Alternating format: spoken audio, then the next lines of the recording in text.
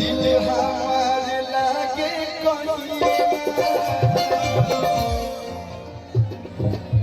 ओ सखी रे डिम्पल जी के लिए मैं रोज गाता हूँ आज का साथ के लिए गाऊंगा ओ सखी रे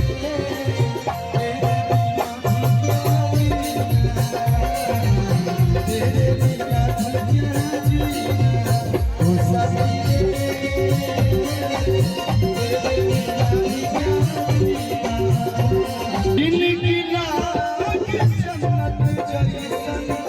राह